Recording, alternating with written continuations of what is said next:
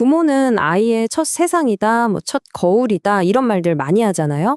아이는요, 그 거울을 보면서 진짜 자기도 모르게 세상을 배우는 거예요. 오늘 바로 그 부모라는 거울에 담긴 비밀, 한번 같이 파헤쳐 볼까 합니다. 아빠처럼 걷고 엄마처럼 산다. 와, 이 문장 하나가 오늘 우리가 얘기할 모방이라는 주제의 핵심을 그냥 꿰뚫는 것 같아요. 아이들은 정말 스펀지 같아서 부모의 모든 걸, 아주 사소한 습관 하나까지도 그냥 싹 흡수해버리거든요. 혹시 이런 경험 없으세요? 내 아이나 조카가 내 말투나 제스처를 진짜 깜짝 놀랄 만큼 똑같이 따라해서 막 웃음이 터졌던 적. 바로 그 순간, 그게 바로 오늘 우리가 얘기할 모방이라는 아주 강력한 학습 원리가 작동하는 장면입니다. 자, 그래서 오늘 여정은 이렇습니다. 먼저 아이들이 어떻게 배우는지 그 기본부터 살펴볼 거고요. 그리고 이걸 통해서 성 역할이 어떻게 비치는지, 또 아이의 세상이 넓어지면서 학습은 어떻게 바뀌는지, 마지막으로 이 역동적인 과정이 대체 뭘 의미하는지 차근차근 짚어볼게요. 좋습니다. 그럼 첫 번째 장부터 바로 열어보죠. 아이들이 세상을 배우는 가장 원초적이면서도 진짜 강력한 도구, 그건 바로 모방입니다. 이 현상을 설명하는 심리학 이론이 있는데요. 바로 사회학습 이론이라는 겁니다. 이름은 좀 복잡하게 들리는데 알고 보면 아주 간단해요. 아이는 그냥 주변 사람을 보고 따라하면서 배운다는 거예요. 그럼 아이 세상에서 가장 먼저 가장 가까이에서 볼 수 있는 사람, 그러니까 첫 번째 롤모델은 누구겠어요? 네, 바로 부모님이죠. 실제로 연구들을 보면 진짜 흥미로운 패턴이 보여요. 아이들이 주로 같은 성별의 부모한테 자기를 이렇게 딱 투영한다는 거죠. 그러니까 아들은 아버지를 보면서 아, 남자는 저런 거구나.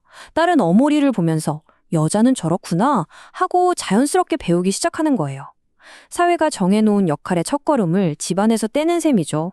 자, 그럼 이 이론이 실제 우리 집, 부엌이나 거실에서는 대체 어떻게 펼쳐지고 있는지 아주 구체적인 사례를 통해서 한번 들여다볼까요? 우리한테 꽤 익숙한 풍경이 하나 있죠. 딸이 아들보다 집안일을 더 많이 돕는 모습이요. 이게 통계적으로도 사실이거든요.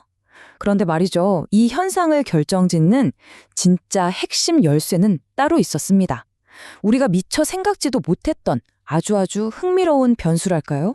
자, 그렇다면 아이들이 집안일을 얼마나 하느냐, 여기에 가장 결정적인 영향을 미치는 요인, 과연 뭘까요? 혹시 엄마가 얼마나 일하는지 그런 걸까요? 2014년에 나온 한 연구가요, 우리의 이런 예상을 완전히 뒤집어버리는 답을 내놨습니다. 바로 이겁니다. 슬라이드가 아주 명확하게 보여주죠. 정말 놀랍게도 정답은 엄마가 아니었어요. 바로 아빠의 가사 참여였습니다. 이 결과는 정말 생각해 볼 게 많아요. 아들의 경우엔 아버지가 집안일을 많이 하면 할수록 아들도 따라서 더 많이 해요. 이건 직접적인 모방이죠. 근데 딸의 경우는 더 재밌어요. 아버지가 집안일에 참여하는 시간만큼 딸이 져야 할 가사노동 부담이 결정되는 경향을 보였다는 거예요. 결국 뭐겠어요? 아빠가 말로만 하는 게 아니라 직접 보여주는 행동이 아들과 딸 모두에게 가장 강력한 역할 모델이 된다는 증거죠. 하지만 아이의 세상이 언제까지나 이 부모라는 거울 안에만 머물러 있을까요? 당연히 아니죠. 아이는 자라면서 자기만의 세상을 점점 더 넓혀가기 시작합니다.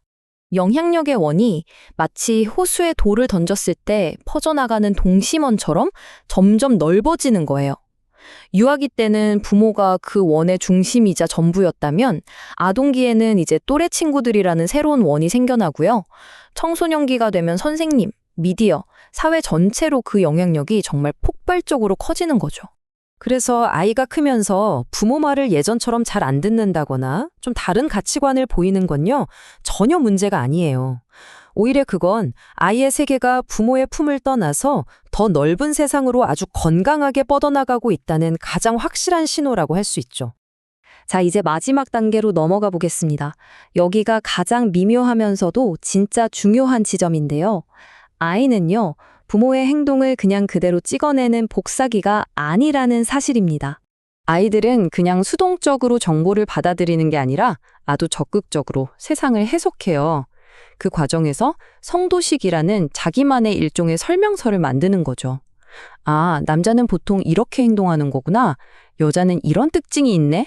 하면서 세상을 분류하는 자기만의 기준을 세워나가는 겁니다. 여기가 바로 아이들의 학습 능력이 얼마나 대단한지를 보여주는 지점이에요.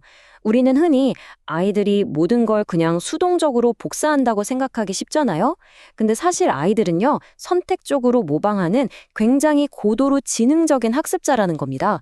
상대방의 의도를 파악하고, 아, 저건 나한테 쓸모 있겠다라고 판단해서 필요한 것만 쑥쑥 골라서 배우는 거죠. 그렇기 때문에 아이가 때로는 사회가 흔히 말하는 남자다움이나 여자다움의 틀을 벗어나는 행동을 보이는 거, 이거 지극히 당연한 겁니다. 그건 잘못된 게 아니라 수많은 정보 속에서 자기만의 답을 찾아가는 아주 창의적인 탐색 과정인 거예요. 진정한 학습이란 건 정해진 길을 따라 걷는 게 아니라 아이가 스스로 환경과 부딪히고 소통하면서 새로운 길을 만들어가는 그런 역동적인 여정이니까요. 결국 아이의 학습은 단순한 복사가 아니었던 거죠. 수많은 거울을 비춰보면서 자기만의 모습을 하나하나 조합해가는 역동적인 과정인 겁니다. 그렇다면 우리 부모는 아이의 첫 번째이자 가장 중요한 그 거울로서 과연 어떤 모습을 비춰주어야 할까요? 오늘 이 질문을 여러분 마음에 한번 남겨두고 싶네요.